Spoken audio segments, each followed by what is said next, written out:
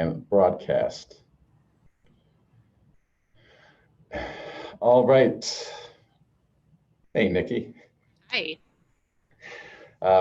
Where people are starting to trickle in here, both on YouTube and here on Zoom. I am, for those who haven't seen this face before, Per Larson, here with Movement RX. All the talented people are either on vacation or nursing babies at the moment, so you're stuck with me interviewing Chef Nikki Ledford. How are you today, Nikki? I'm great. Outside, nice gentle breeze. Yeah. Yeah. Looks like a nice place there. It is. Live to you from my backyard. So socially distanced and everything. Yes. Well, today's topic is about nutrition being more about habits than diets, and there's a ton of things that can be talked about under that guise. We'll try to keep it moving along and not get stuck on one thing or another. But for anybody who's watching, as we go about this, and you have questions, please add them into the Q&A tool, and we'll get to them once we kind of get through the meat of this over the next 15, 20 minutes. Unless I get talkative, and then it will go a lot longer. Just by way of background, let me introduce Chef Nikki Ledford. She has been our go-to person for nutrition for some time now. She actually helped design the upcoming Nutrition Lifestyle Challenge that's just about to launch on our platform. And she is available on the platform for one-on-one consults for anything that has to do with nutrition, cooking, food related. So chef, and I say chef, every time I say just chef, I think of South Park. So really? I always think about the Swedish Chef. The Swedish Chef. Ah, yes. Yeah. A generation before South Park.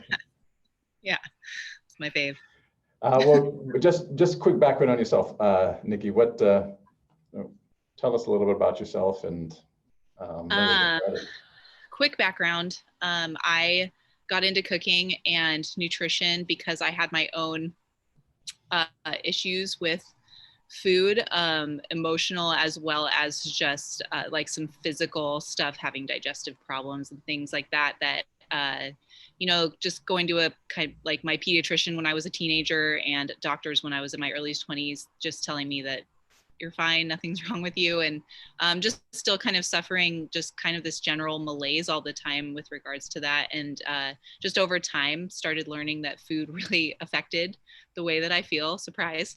And especially digestively, which you would think that would be obvious, but it wasn't at the time. And so I decided to go a little bit deeper into learning about it and sharing that with other people, either by cooking for them, in a private chef capacity, or teaching cooking classes, doing meal planning and recipes and all those things for people. And then eventually got into kind of mixing it in with the fitness space and got certified to coach fitness. And so I kind of married all the things together so that just one big wellness bubble.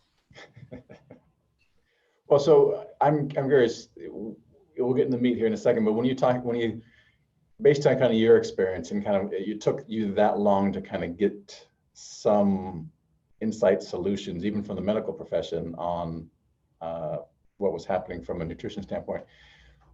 How aware do you think people are in general about how what they eat actually has these longer term significant impacts on health, besides just weight and body composition, et cetera, but these more, I don't want to call them chronic necessarily, but a medical condition? I think that it's probably, people don't connect them like as often as you would think. If you exist in the wellness space, it does seem obvious at this point, but I mean, if you don't grow up, like the thing that I remember is like, if you don't grow up hearing from your parents, I feel like it all kind of starts in like the home, is like, if you don't hear like, oh, well, you drank that soda and now you feel like crazy, like out of control and high energy. It's like, if you don't ever point out the connections to children between like what you ate and how you feel, I feel like it just gets kind of lost. And then you don't, when you're older and you start trying to find answers to these questions, it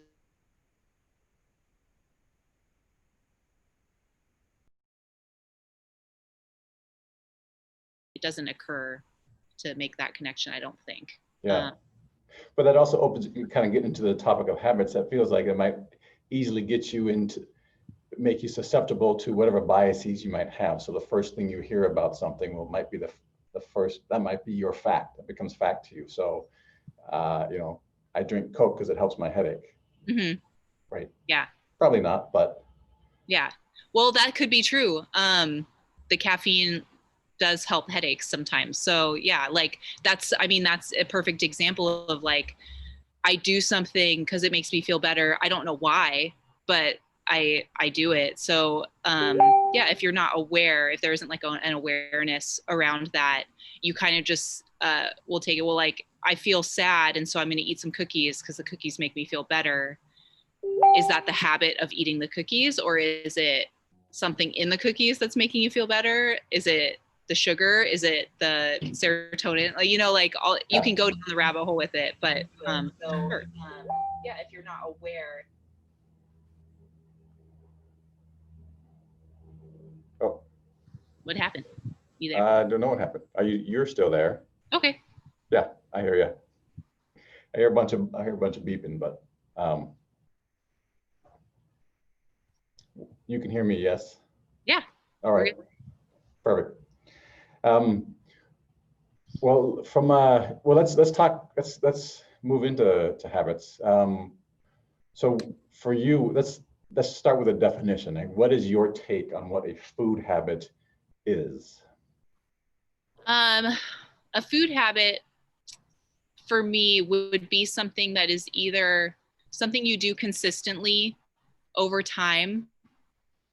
It's automatic. It's almost like you're not even necessarily choosing to do it. But it's something that you do over time consistently that either has to do with food or affects your food, like affects your food choices. So an example would be like a food habit that has to do with actual food is like every morning I eat eggs and toast and orange juice for breakfast. That would be like a food habit. You're just in the habit of eating that every morning for breakfast. Mm-hmm. A habit that impacts your food choices, which would also be considered like a food habit, would be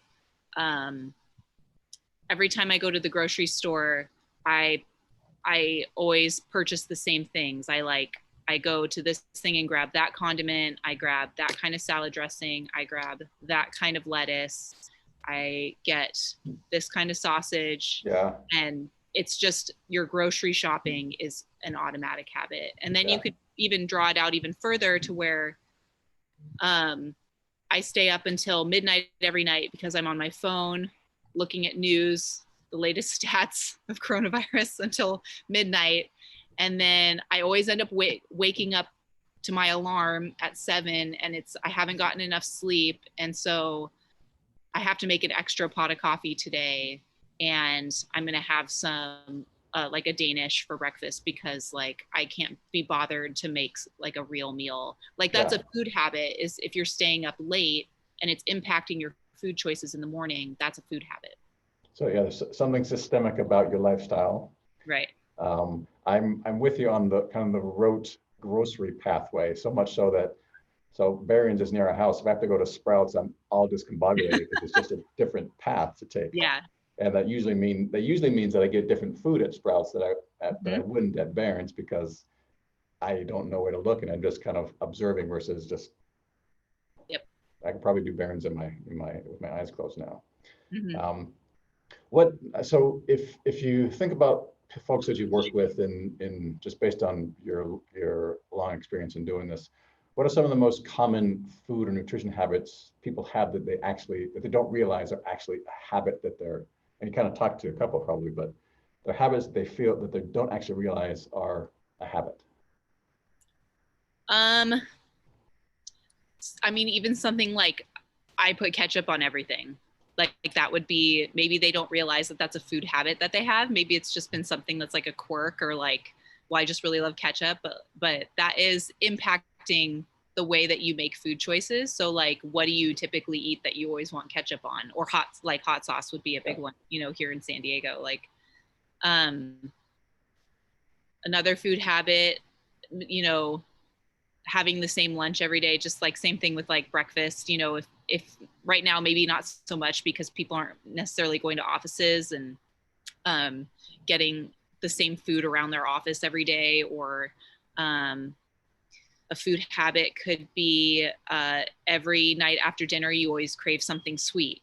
Yeah. And, you know, whether it's eating a piece of fruit or eating some cake or some ice cream or some chocolate, like you're always wanting something sweet right after dinner. Maybe people don't realize, but that's a habit that you've built in. It's not just because you ate dinner that now you want something sweet. It's your body is habituated to that desire over time. You've fed that, you know, positively fed that habit over time. And so now that's something you want every night. Yeah. Well, it seems like they tie together based on my rote grocery shopping hours. That there's always the same things there in the morning. And I think for me, breakfast seems to be the thing that has a very limited scope of what gets consumed versus lunch and dinner, which is a little more flexible. Totally. Yeah. So let's talk.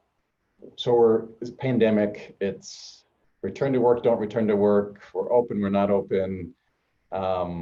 We touched on this a month ago or so on the last time we had you on, but any common changes that you're seeing given where we're at? It seems like people are they're getting creative, and they're either getting creative in ways that are either helping their health. Like I see all the people who are doing sourdough starters, like they're experimenting with like fermented foods and making foods from home, and which means that they're going to be consuming less processed food. They're not going to the grocery store to get their bread, like things like that. So whether you fall into the gluten camp or not, you know, that's somebody putting in more time and effort into what they're eating, which I would say would be like, oh, that's creative, that's great. Or maybe like something I'm doing is I started getting a delivery box of produce at my house. And so now I'm getting all these veggies and things that I normally wouldn't purchase. And I have to make sure I use them all before I get the next one the next week. And so that's forcing me to be creative with my food. Being creative in other ways that maybe aren't so healthy. Because people don't have their like set schedule during the day, where maybe they were, their food was more routinized and like had you know, a typical lunch that they felt was healthy, or even just was like portion controlled because somebody else was providing it for them.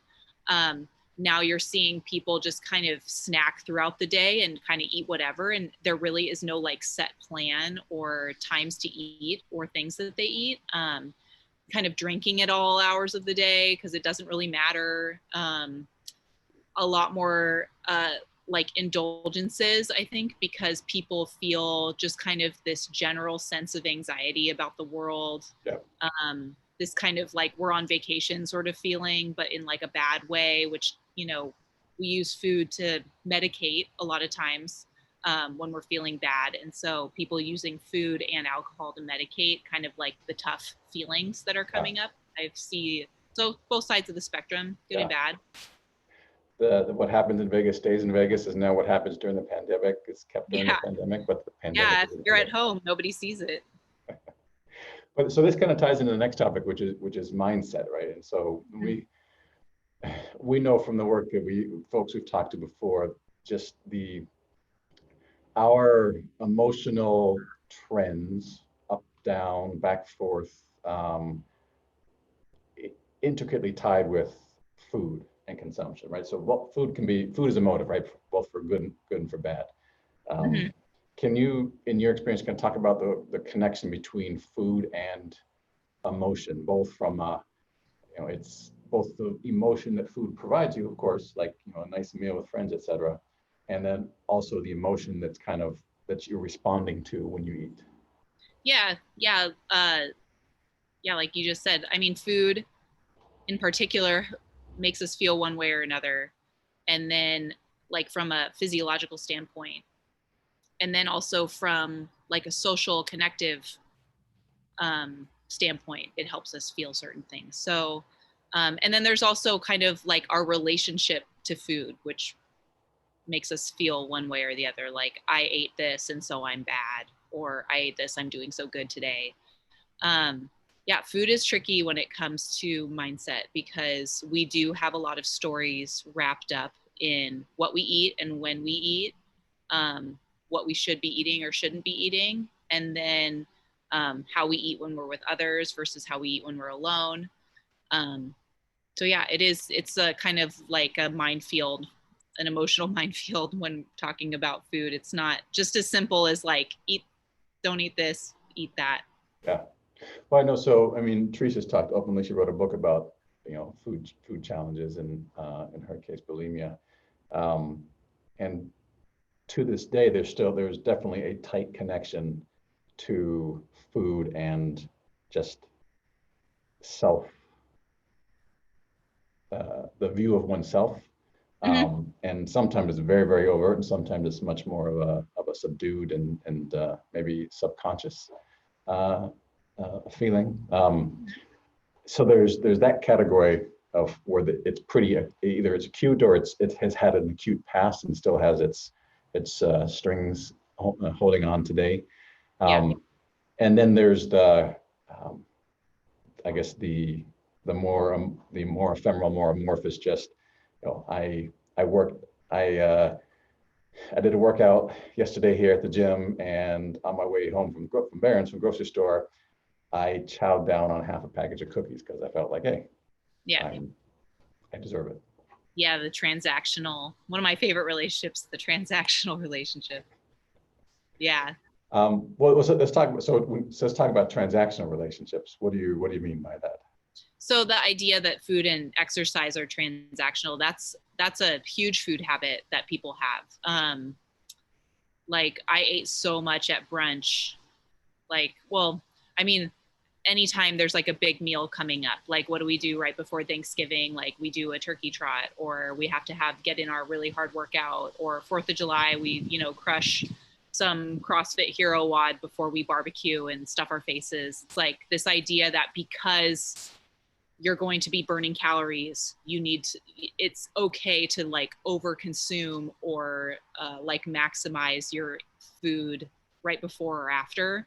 And in the same way, after a vacation, what do people say? Like, oh my gosh, I ate so much this vacation. Like, when I get home, starting Monday, like, I'm going to go hard, and it's just, that's a big food habit. It's a mindset, and that's a habit that's tied to our mindset. It's like, because I ate this particular way, my behavior now needs to change to make up for it. Yeah. And vice versa. And it's a trap that people get stuck in, where they may be better served to keep those two things separate, and really try to optimize their health in both those areas. So I'm going to eat well as much as I can, and I'm going to exercise well and pay attention to my like recovery and my exercise in appropriate ways, and not really have one heavily influence the other. And so what I mean by that is, okay, so on Sunday you go out for a big brunch, just let it be. If you are consistently throughout the week eating nutrient dense, healthy meals, like over the whole course of the week, what is one brunch? Like, there's no need to go out and do 15,000 burpees because that equals how many calories you ate in that brunch. Our bodies are pretty resilient and can withstand kind of those like blips on the radar. Yeah. And in the other case is, if you have a consistent exercise program, there's no need to take it easy because, well, I didn't eat I was so good today, I like only ate 1,200 calories, so that means I don't need to do my workout because I didn't eat very many calories today. Like, when you start tying them in, it starts to get pretty dysfunctional, rather than just being honest, coming from like an honest place about, am I eating overall like a healthy person, and am I moving my body like a healthy person? And then every once in a while, we have fun foods and fun outings, and sometimes we take rest days, and that's just life. Yeah, but it's interesting that in a couple of those examples, it kind of points to the fact that we think the beginning of the day and the end of the day, what happened yesterday or tomorrow is washed away. So it's just my transaction is today. I did this workout or I didn't do this workout. So therefore my food is this or that. But it's just today. And then tomorrow is a completely new thing. And obviously our physiology doesn't work. No, but the diet industry works that way. So that's kind of how they get you. Well, let's talk about diet. So how do when we talk about kind of the emotional, we'll call them the trend line, right? Of up or down, or I'm feeling good, I'm feeling bad, I feel like I need to be transactional. How do diets play into those emotional trend lines? The way that I see diets playing into that. So, we're talking about how habits help you rather than just going on a diet. The way that I see diets is, in one light, they are impacting our habits for the better for some, in some cases. A lot of diets will say stuff like, okay, take out sugar and caffeine and dairy. And so for a lot of people, if you take out, sugar, caffeine, and dairy, what are you going to get? Probably a little bit healthier. And it's probably going to disrupt some of your habits that were impacting you negatively. So you're creating this structure around something that was maybe impacting you negatively. And now, for the better, it's going to be on this side. But then when you take a diet that's like, okay, you're going to be eating this many you have to eat this many calories. You have to track your food. Here's the yes list of like foods you can have. And here's the no list of the foods that you can't have. If you have this many foods, you're bad, or you're in the red zone, or whatever, whatever language they use. It's moralizing food to the point where we're connecting like our own worth with how well we're doing on this program. And that's where it gets really, it plays into our emotions. It plays into this idea that like, I either have to be totally on one way, or, screw it, I'm just going to start over next week and I'm just going to go crazy this weekend because I obviously can't stick to this diet. It's too hard. Yeah. Well, I like, go ahead. I like the phrase moralizing your food choice and moralizing your habit.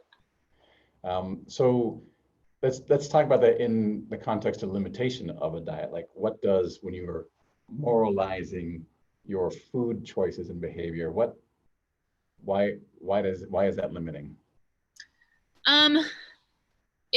It's limiting in a lot of ways. It's limiting mentally, in the sense that like you'll hear about a lot of people who are, or if you've been on a diet before, where you get nervous about going to like a social function, because what if there's nothing there that you can have on your diet?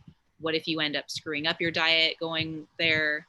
And so what that's doing from like what the diet's limiting you socially in that context is like, okay, I'm not gonna be able to spend time with these people who I probably care about because they invited me somewhere. But now I'm feeling uncertain about whether or not I should go and connect with these people because of the food options and because of this structure that I've placed around my life saying, okay, I can have this, but I can't have that if I want to reach, whatever goal it is that's out in front of you. Another limitation of diets is that usually they end. Usually it's like a 21-day this or a 30-day that, or, we'll do this for 3 months. There's 3-month intervention, and then, start adding things back in. Eventually they end. And diet, the word is supposed to just mean, what we eat, like day in and day out is what our diet is. But, it's been marketed as like, go on a diet. There's a diet, there's a program that you need to go on. And after 75 days of like hitting it really hard, you'll hit your goal. But the problem with that is that if you haven't introduced any healthy habits into your life, like things that you will keep doing consistently over time, if you are just really restricting yourself for 75 days or 30 days or whatever it is, and then that time period is over, you no longer have that structure, that scaffolding around you kind of hemming you in, and all that falls to the wayside, and you haven't actually developed any real habits. You've just been kind of following this set of rules. You're just going to end up kind of back where you were, sometimes even worse for some people, just depending on what they're following. I mean, there's so many diets. yeah, it's not a consistent, sustainable strategy for So long-term health. there are deleterious effects from coming off that, right? I mean, it seems like we hear about yo-yoing Right. pretty consistently in the context of a adjective diet too, not the noun diet. Right. Kind of talk us through a little bit about what, I know each diet might do something different, but in general, when that happens, what are we doing to our system?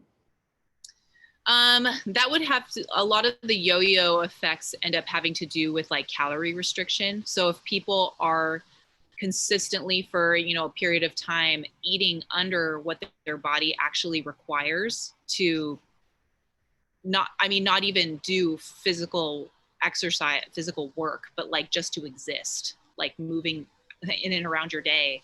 That creates a cascade effect within your body with its hormone signaling and everything, where it's going to be just desperate for more as soon as you come off. And so you're going to be hungrier. You're going to be wanting, your metabolism is going to slow down to the point where, like, well, if you're not eating enough, you're probably not going to have a ton of energy, which means you're going to feel a little bit more sluggish in your workouts. And then that just creates a snowball effect, and starts dysregulating a lot of the processes in your body that are meant to keep you healthy and keep you functioning and going day in and day out. You're kind of placing a cap on what your body can do when you're saying, no, I'm only going to feed you this much food every day. You're artificially saying, like, okay, we're not able to do any more than what I'm giving you, but yet still lose weight and exercise hard and crush it at work and like all these things that we're asking our bodies to do all day, but then we're underfeeding them. Yeah. And that goes back to the mindset and the emotion as well. I mean, it's all, we know it's all connected, but if your food habits are yo-yoing, that I imagine it eventually impacts how you're feeling and kind of the habits that you're creating are all over the place. Mm-hmm. And it also just ends up, because like we'll see a little bit of progress when we're on a diet, and then when we come off of it and we see this like downward trajectory of like, oh, we're sliding back to where we were, then it's like, well, I just need to go on another diet to get back to where I was. And so you end up with this endless yo-yo of like, oh, I need to go back on that diet that made me lose 10 pounds, the 10 pounds that I had. And now I'm back up 15 pounds. Well, if I really need to lose that 15 pounds, I need to double down on that diet again and crash back into it. And it's a nasty spiral. So if people are used to kind of the sudden changes in diet to achieve their desired results, what's something that people can do to turn a diet into a habit, or to move from dieting to habits? I think, for most people, it's just starting small with something. Some of the easiest things to integrate into your life that will pay the biggest dividends in how you feel, are things like reducing your sugar intake. And that's not to say like don't have sugar at all. It's just maybe looking, like I said, like if you always buy that particular thing at the store, maybe turn the box over, turn the package over and see like, how much sugar does this have in it? Is there a version that maybe has a little less sugar? If you can replace like sugary snacks with fruit, that's still getting sweet, but one's like a natural form and has a bunch of other things in it that are super beneficial. Another thing would be to drink a lot more water. For people are kind of chronically underhydrated, and that would be a great habit to get into. And that's the thing, is habits take time to form. You can't just set out and be like, okay, for the next 15 days, I'm going to drink a lot of water, because then like what happens after 15 days? I think just maybe tying it to something that you already do that's habitual. Like every time I sit down at my desk, I'm going to drink this cup of water. And then when you get up from your desk, go refill your water. And it's just very slow. You don't need to do all the things all at once. A lot of times I feel like the habits that we have around food, that are around our environment, are easier to tackle than just like changing our food choices. So like I said, if your habits around sleep are really bad, you're staying up late on your computer, on your phone, and you're not getting the sleep that you need, you're you're pretty much like eliminating any possibility of making super good food choices the next day, no matter how committed you are to the vegetables and eating the protein and eating the healthy fats. Like you're going to end up in a losing situation there. And so starting with the things that will help you be in a better mindset for making choices the next day, such as like getting adequate sleep, reducing your stress load, just things like that will ultimately help you make the choices which most people, I would say that most people in the world, even if you're not exposed to a lot of nutritional knowledge, most people know that fruits and vegetables, lean meats, healthy fats are what you should prioritize, and not fast food, junk food, soda. You know, like they're kind of like the tried and true truths of what you should eat. I mean, there's probably people who think that certain sodas are better than others, or that like certain fast food is better than others. And, you know, we could definitely get into the weeds with those things, but several years ago, I tried something where I cut sugars because of migraines, and it made a difference. Part of it was sodas, and then I would say, well, I'm going to have these flavored San Pellegrinos, and then I had a couple and realized, wait a minute, I'm having the same impact as a regular soda. And I looked on the back, and even though some of it's fruit juice, it's ridiculous the amount of added sugars that are in that. As an example. So, I mean, obviously most folks do a diet for a body composition, physique need, or just weight loss. Is it reasonable to expect that, and we'll call it the vanity, the insecurity, or maybe it's a very specific goal that drives those choices, is that ever going to go away? You know, when people are driven towards a goal, towards a body goal, by vanity or insecurity, it rarely results, one, in them meeting the goal, and two, in even if they do meet the goal, like that going on into the future. And it rarely results in actual like happiness, like really truly being happy and fulfilled and satisfied with where you're at. And so if people are starting from that place of just purely like, I don't feel good about my body, or I don't like the way I look, and that's why I need to, you know, drastically change the way that I eat. There probably is some work that needs to be done first before addressing the actual food habits. That's when the relationship with your food takes on a bigger role and is really driving your behavior. You really can't change your body into something that you love if you hate it. And so like real change and real sustainable change only comes from having like a positive attitude towards what you're doing. Because who wants to live in just this constant state of negativity, focused on themselves?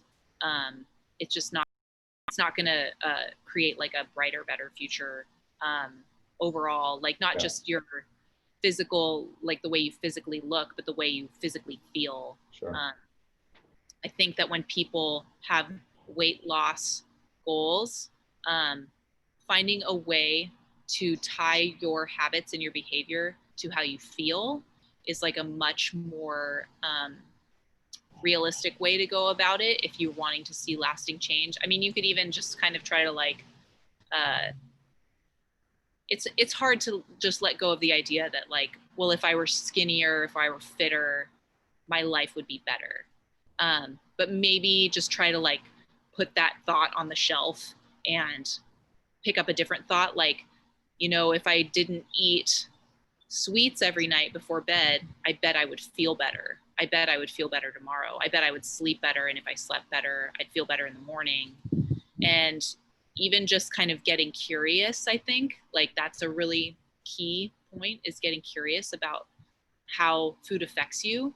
And how, because you may not even know, because you've just been doing the same thing all the time. Or maybe you've been in that yo-yo cycle and you don't even really know how it would feel to just let just trust yourself to eat a certain way. Yeah. And Yeah. yeah, and that it could change. Yeah. There's so many, like, back to the earlier point you made, there's so many dollars behind diets, and about looking a certain way that it becomes very, very difficult. Not impossible, but certainly difficult. So we were talking, we wanted to get to some tips, and what you just suggested seems like it's a great first tip, which is just being observant about the connection between how you feel and the food that you eat, and then vice versa, how you feel after certain foods. Yeah. What other takeaway tips might you offer for folks, based on the conversation we've had about moving away from diets towards setting habits? Something that's really simple that doesn't have to do a whole lot with like the psychology of food would be something like when you go grocery shopping, a lot of my tips have to do with awareness, is just really looking at what it is that you're buying. Is it always the same? And even if you're really like healthy, like you shop on the outside of the grocery store, like you hit up the produce and the meat and the dairy and that's it. Maybe even if you typically are purchasing the healthier items, are you always purchasing the same healthy items? Like, are you always getting broccoli and apples and onion and garlic and bananas, and you never venture to explore the fact that there's, plantains and I say plantains because my son loves plantains, which is random, but plantains and grapes and cilantro and arugula. Like, if you're always buying romaine and you never try any other lettuce, like, well, bringing some variety in is a great way to bring in more nutrition.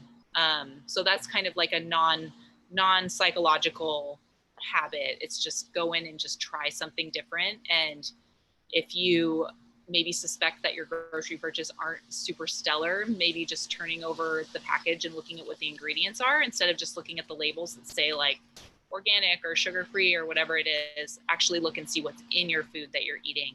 And after that, maybe assess whether or not that's a good purchase, or maybe like there's a better choice somewhere. Yeah. Well, one of the things I know that we talk about on the lifestyle challenge, and we'll bring that up again here in a second, are kind of taking food out of it, but just the behaviors that impact food, right? So we talked earlier about what you do at night is impacting your food choice that night, but also the next day. What's a quick suggestion? What's a quick tip there? Oh man, just get that technology out of your bedroom. Plug it in somewhere else to charge. I don't know how many people are still needing to get up at a certain time of the morning. I guess if you have work meetings or if you have to go into the office, maybe get an alarm clock and set that up for whatever time you need to wake up. But really, for myself and for the people I know in my immediate vicinity, looking at technology right up until the point you go to bed is just really disruptive to your sleep. And so just removing that obstacle, or having, like, I have my husband set my screen time passcode so that I can't bypass it. Like, I literally can't bypass it because he has the passcode for screen time. So when it goes into do not disturb for the evening, at 8 p.m., all of my apps shut off, except for like the weather or something. And I can't get into it. And so, obviously I can go like open up my computer and stuff, but it's like, okay, it creates a space in between the impulse and my choice. Yeah. And so it's like, okay, do I really want to go open my computer right now to do whatever it was I was thinking I was going to do? And yeah, it just creates a little bit of a mindful moment for me to assess, how great of a night of sleep do I want to get tonight? Well, there's something we had a conversation sometime in the past, and every night at 10 or so, when I feel like I'm hungry, I'm not really, I think about, okay, I can go snack or just have some water, just drink some water, dummy. Yeah. And on those occasions where the water wins out, yeah, I'm not hungry anymore. on occasion where that whole pack of crackers wins out, then I'm still hungry. Yeah, yeah. I mean, and that's the other thing is, you want to talk about how diets kind of hinder you sometimes. It's like if you're under eating throughout the day and then you go to bed and your stomach's grumbling because you literally have not eaten enough food during the day, and that's impacting your sleep. I mean, it's just, it's crazy to think how poorly conceived diets have affected people towards the negative end of the spectrum with regards to their health, rather than actually helping them achieve the health that they are looking for. Yeah. Well, my big takeaway from this conversation, just reinforcing the fact that food is just part of a larger systemic pattern of behavior, right? Mm-hmm. And based on what I do during the day, that's going to impact my food choice, in particular around sleep and just the time I'm, that there's something about the addictive nature of scrolling, for example, and triggers for just, I need something else to do with my mouth while I'm doing this. Totally. And if I can, I like the idea of the spouse, Teresa setting my passcode. Game changer. Yeah, and if I get super fussy about that, then we know there's a problem.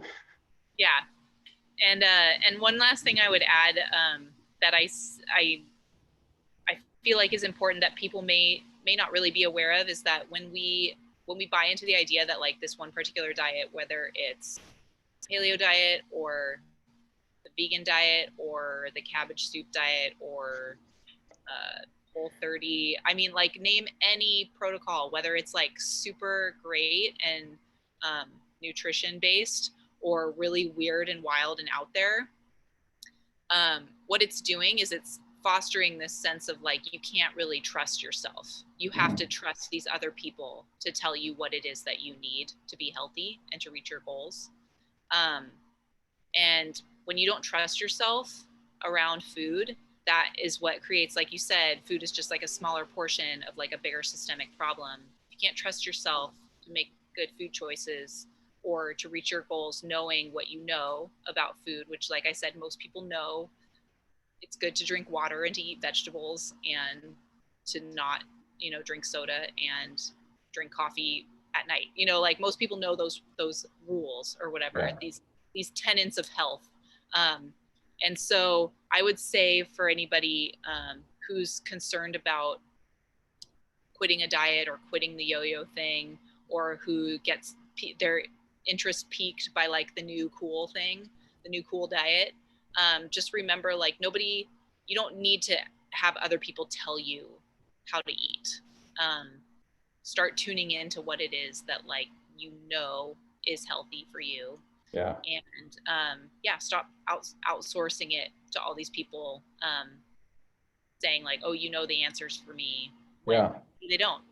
There's a different conversation that is fascinating about that particular dynamic. Is true in so many things these days, where there's so many experts talking about so many things that you feel like, I don't know crap about crap. And so I need to listen to whatever those people are saying, as idiotic as it might be.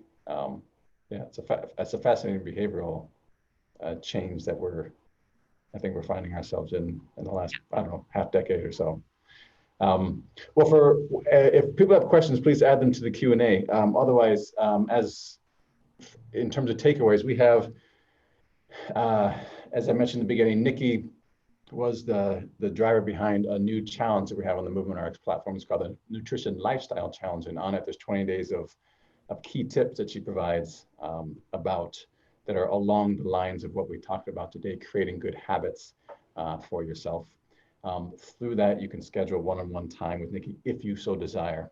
And just very quickly, the way that it works is, for whatever you pay for for membership and challenges on our member platform, you get double that in credits to use for those types of visits, for example, with Nikki. So it helps bring down that cost and make her much more accessible.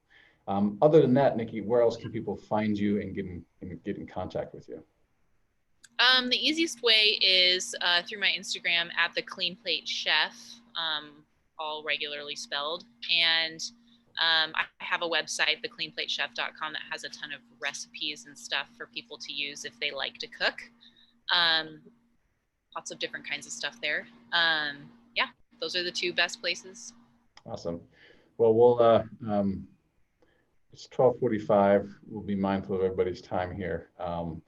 Chef, thanks for the time and for all the insights. And everybody who joined, thanks for taking the time with us today.